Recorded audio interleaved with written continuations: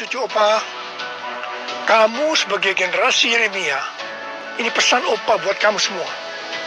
Yang pertama, jagalah hidupmu senantiasa dipenuhi oleh hadirat Tuhan, sehingga kamu selalu mengalami perjumpaan secara pribadi dengan Tuhan Yesus. Yang kedua, milikilah gaya hidup berdoa, memuji dan menyembah Tuhan dalam unity siang dan malam. Dan yang ketiga, hiduplah dengan kerendahan hati, yang artinya siap untuk belajar, ditegur, diarahkan meskipun menyakitkan. Yang keempat, taatilah dan ikuti tuntunan Tuhan meskipun tidak masuk akal, meskipun kamu tidak mengerti. Supaya kamu dapat melakukan 4 poin tadi, kamu harus minta Roh Kudus mengurapi agar memiliki kuasa di era Pentakosta yang ketiga ini. Dan mari kita selesaikan amanat agung ini bersama-sama. Tuhan Yesus berkati kamu semua berlimpah, limpah, limpah. 91. Dalam lindungan Allah. Orang yang duduk dalam lindungan yang maha tinggi dan bermalam dalam naungan yang maha kuasa akan berkata kepada Tuhan, tempat perlindunganku dan kubu pertahananku, Allahku yang kupercayai. Sungguh ialah yang akan melepaskan engkau dari jerat penangkap burung dan dari penyakit sampar yang busuk. Dengan kepaknya ia akan melindungi engkau. Dengan sayapnya engkau akan berlindung. Kesetiaannya ialah perisai dan pagar tembok. Engkau tak usah takut terhadap kedahsyatan malam, terhadap panah yang terbang di waktu siang, terhadap penyakit sampar yang berjalan dalam gelap, terhadap penyakit menular yang mengamuk di waktu petang. Walau 1.000 orang rebah di sisimu dan 10.000 di sebelah kananmu, tetapi itu tidak akan menimpamu. Engkau hanya menontonnya dengan matamu sendiri dan melihat pembalasan terhadap orang-orang fasik. Sebab Tuhanlah tempat perlindunganmu. Yang Maha Tinggi telah kau buat tempat perteduhanmu. Malapetaka tidak akan menimpa kamu, dan tulah tidak akan mendekati kemahmu. Sebab malaikat-malaikatnya akan diperintahkannya kepadamu untuk menjaga engkau di segala jalanmu. Mereka akan menatang engkau di atas tangannya, supaya kakimu jangan terantuk kepada batu. Singa dan ular tedung akan kau langkahi. Engkau akan menginjak anak singa dan ular naga. Sungguh hatinya melekat kepadaku, maka aku akan meluputkannya. Aku akan membentenginya, sebab ia mengenal namaku. Bila ia berseru kepadaku, aku akan menjawab. Aku akan menyertai dia dalam kesesakan. Aku akan meluputkannya dan memuliakannya. Dengan panjang umur akan kukenyangkan dia, dan akan kuperlihatkan kepadanya keselamatan daripada. Adik-adik, selamat berjumpa kembali di ibadah online Sekolah Minggu GBI Tebet House of Favor. Apa kabarnya hari ini? Kakak yang percaya, kita semua sampai hari ini tetap dalam kehidupan yang sehat, semangat, dan selalu bersuka cita ya. Adik-adik, sebentar lagi kita mau mulai ibadah sekolah minggu nih. Yuk, siapkan hati dan pikiran kita, fokus kepada Tuhan Yesus ya. Mari kita awali dengan doa. Tuhan Yesus yang baik, terima kasih untuk hari ini Tuhan. Terima kasih kalau kami sudah bisa bangun pagi, kami masih bisa hidup sehat, dan kami masih bisa mengikuti ibadah sekolah minggu ini. Tuhan Yesus, sebentar waktunya kami ingin memulai ibadah sekolah minggu ini, biarlah Tuhan Yesus yang berkati kami dan urapi kami dari awal, pertengahan, sampai akhirnya. Terima kasih Tuhan, hanya di dalam nama Tuhan Yesus kami sudah berdoa dan siap memuji Tuhan. Haleluya, mari kita memuji Tuhan.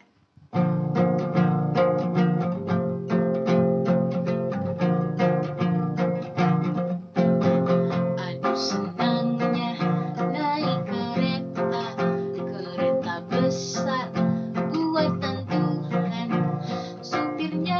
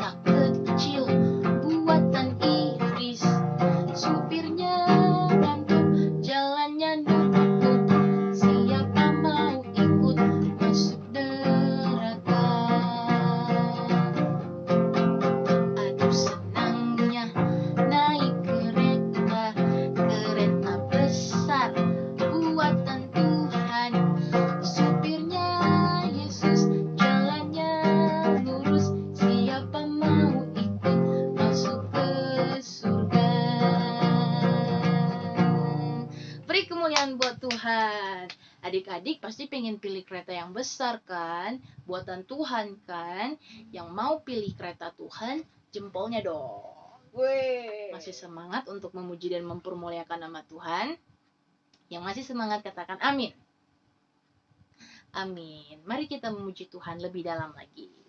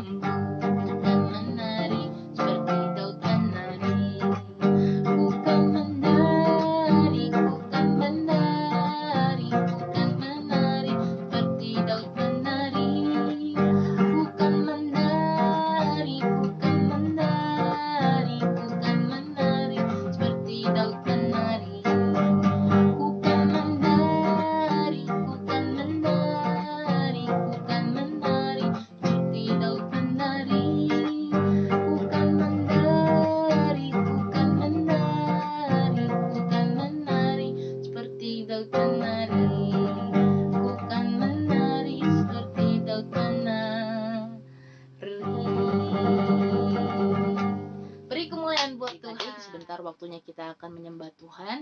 Siapkan hati dan pikiran kita, berikan yang terbaik untuk Tuhan Yesus ya.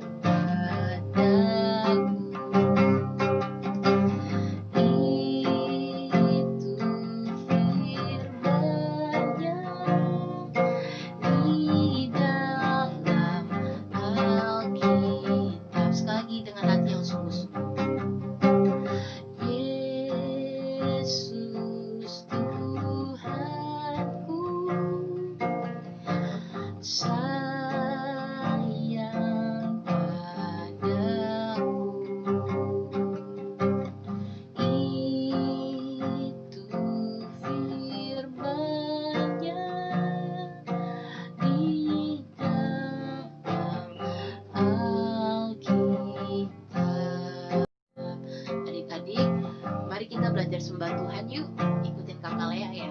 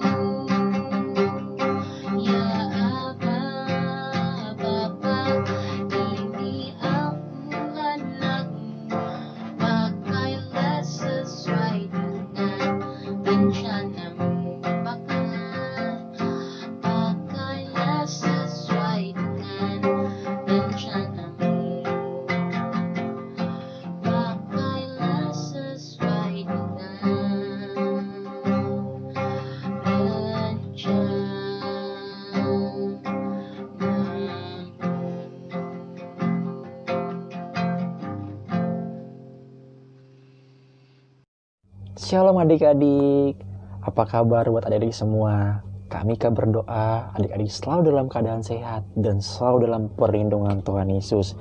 Dan kakak percaya adik-adik selalu diberikan kekuatan, semangat baru setiap hari. Dan kami juga mengucapkan selamat hari Minggu buat adik-adik semua yang mengikuti ibadah sekolah minggu pada hari ini. Oke adik-adik, pada hari ini kami akan menceritakan sebuah tema cerita yang sangat luar biasa. Dari tokoh ini kita bisa belajar bahwa tokoh ini sanggup melewati segala hambatan yang ada di hadapannya. Dan adik-adik perlu ketahui bahwa tokoh ini dia rela menghadapi segala macam tantangan dan dia menjadi seorang pemenang bahkan bagi bangsa ini. Wow, luar biasa. Siapakah dia adik-adik? Tokohnya adalah Daud dan Goliat. Kamika akan menceritakan tentang kisah Daud dan Goliat, di mana Daud ini sanggup melawan Goliat yang badannya besar dan yang mungkin secara pikiran kita tidak mungkin seorang Daud yang badannya kecil bisa mengalahkan Goliat yang badannya besar. Namun ternyata adik-adik, dia sanggup mengalahkannya. Bagaimana ceritanya? Yuk sama-sama kita saksikan. Adik-adik, pada suatu hari ada seorang nabi yang bernama Samuel yang disuruh oleh Tuhan untuk mengurapi seseorang, yaitu bernama Daud. Nah, saat diurapi ada kakak dari Daud yang menjadi saksi di mana Daud diurapi oleh Nabi Samuel. Nah, adik-adik, setelah Daud diurapi oleh Nabi Samuel, Daud pergi ke medan pertempuran. Dan di situ Daud tiba di medan pertempuran. Dan setelah Daud tiba di medan pertempuran, adik-adik, di situ Daud bertemu dengan kakaknya yang bernama Eliab. Namun kakaknya mengatakan kepada Daud, "Mengapa kamu datang ke sini? Kamu masih kecil. Lebih baik kamu pulang dan tidak perlu datang ke sini karena sini sangat berbahaya." Ternyata adik-adik, Daud disuruh pulang karena Daud dianggap oleh kakaknya masih kecil dan tidak pantas untuk ikut dalam peperangan melawan orang Filistin. Dan adik-adik, berikutnya adalah ternyata Goliat menantang bangsa Israel untuk mengirimkan seseorang yang sanggup menghadapi dia. Jadi ternyata adik-adik, ternyata Goliat menantang bangsa Israel untuk pilih atau keluarkan orang-orang yang hebat atau seseorang yang hebat yang sanggup menghadapi dia. Jadi betapa sombongnya Goliat ya adik-adik. Dia menantang bangsa Israel untuk adakah orang yang kuat melebihi dia. Jadi di situ Goliat menantang bangsa Israel. Namun ternyata adik-adik, saat itu Daud menemui Raja Saul dan mengatakan kepada Saul bahwa dialah yang akan melawan orang Filistin itu. Jadi Daud mengatakan kepada Saul, Raja Saul, bahwa dia yang akan menghadapi orang Filistin itu, yaitu Goliat. Setelah itu adik-adik, akhirnya Daud mengenakan baju perang. Namun adik-adik, ternyata baju perang itu kebesaran sehingga Daud sulit berjalan. Kamu lihat aja sendiri adik, bagaimana ketopong yang ada di kepalanya itu. Ketopong itu seperti ibarat helm adik-adik. Helm yang kebesaran adik-adik, melebihi besar dari kepalanya. Nah, itu yang membuat Daud kesulitan. Bahkan baju perangnya dia itu terlalu besar sehingga Daud tidak bisa berjalan atau sulit berjalan. Disitulah Daud akhirnya melepaskan baju perangnya dan Daud hanya mengenakan senjata, yaitu ketapel dan beberapa batu yang dia kantongi adik-adik. Nah adik-adik, setelah itu si Goliat itu malah tertawa adik-adik ketika Daud bertemu dengan orang Filistin ini. Jadi si Goliat itu tertawa dengan terbahak-bahak atau dengan semena-mena. Dia menyombongkan dirinya bahwa dia lebih hebat daripada Daud. Karena Daud badannya kecil sedangkan Goliat badannya besar. Namun adik-adik, karena Daud melihat betapa sombongnya si Goliat ini, akhirnya adik-adik dia mengambil sebuah batu, dia langsung lempar batu itu mengenai dahinya si Goliat. Dan adik-adik tahu apa yang terjadi kepada Goliat? Akhirnya Goliat tumbang, adik-adik jatuh. Dia akhirnya jatuh ke tanah dan dia mati adik-adik. Akibat batu yang kecil mengenai dahinya Goliat. Betapa luar biasanya adik-adik. Daud ternyata menghadapi Goliat yang sombong itu dengan nama Tuhan. Dia datang menghadapi orang Filistin ini bersama Tuhan. Karena Daud bukan menghadapi orang ini dengan kekuatannya sendiri, tapi dengan kekuatan Tuhan. Nah adik-adik, dan akhirnya bangsa Israel bersorak-sorai atas kemenangan menghadapi orang Filistin. Nah adik-adik, dari cerita ini kita bisa menyaksikan bahwa Tuhan ada bersama dengan orang-orang yang diurapinya. dan ada bersama dengan orang-orang Tuhan. Dan adik-adik juga kakak berharap sanggup melewati semua rintangan dalam kehidupan yang adik-adik alami hari ini, tetapi harus berjalan bersama dengan Roh Kudus, bersama dengan Tuhan, sehingga Tuhan Yesus selalu memberikan adik-adik kekuatan dan sanggup menghadapi segala macam rintangan yang ada di kehidupan adik-adik. Dan kakak berdoa adik-adik selalu sanggup dan kuat menghadapi semuanya. Karena apa? Karena Tuhan Yesus sayang kepada kakak Mika, dan Tuhan Yesus juga sayang sama adik-adik semuanya. Haleluya adik-adik. Demikianlah cerita yang bisa Kak Mika sharingkan kepada adik-adik.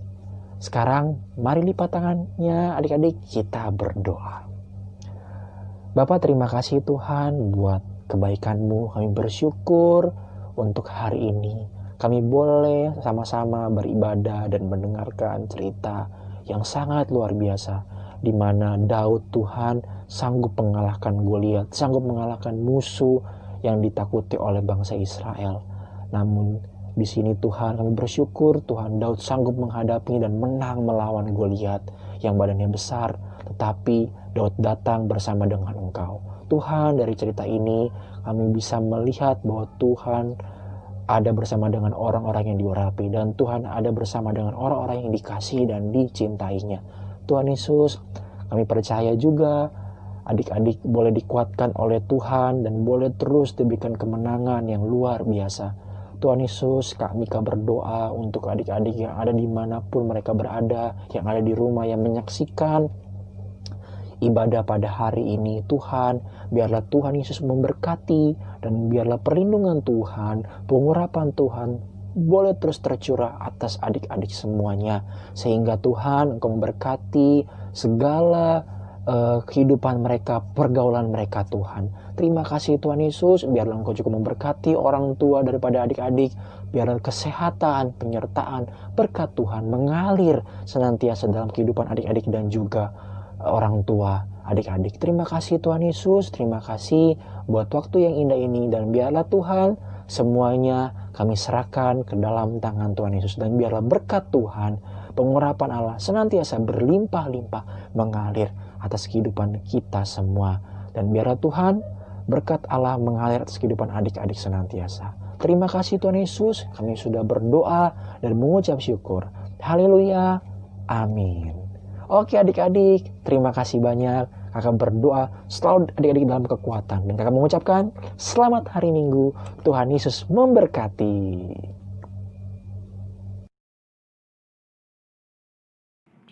Tuhan Yesus, terima kasih buat berkat-Mu hari ini. Berkatikanlah Bapak Pendeta kami, Bapak Johannes, Bapak Niko, dan Bapak Miki. Berkatilah keluarga mereka, dan tambahkanlah rezeki keluarga mereka, dan biarkanlah mereka sehat selalu ya Tuhan. Messi juga mau berdoa untuk supaya corona ini bisa hilang dan musnah dari Indonesia ini, dan tidak ada lagi di Indonesia, supaya kami bisa berkumpul kembali dengan teman-teman yang ada di sekolah minggu. Yuk kita sama-sama perkatakan Pentakosta ketiga. Pentakosta ketiga artinya 1. Pencurahan Roh Kudus yang terdahsyat di zaman now. 2. Penuaian jiwa yang terbesar dan terakhir. 3. Bangkitnya generasi Yeremia penuh dengan Roh Kudus, cinta Tuhan Yesus, tidak kompromi dengan dosa, dan memenangkan banyak jiwa. 4. Dari Indonesia ke bangsa-bangsa, dari timur ke barat, dan kembali ke Yerusalem. 5. Kuasa untuk menyelesaikan amanat agung Tuhan Yesus. Amin. Terimalah berkat, damai sejahtera, sukacita kasih karunia berlimpah-limpah dari Bapa Surgawi di dalam anaknya Yesus Kristus dan persekutuan yang manis bersama Roh Kudus menyertai kita, papi mami, adik-adik sekalian, mulai hari ini dan sampai selama-lamanya. Amin. Selamat hari Minggu. Tuhan Yesus memberkati.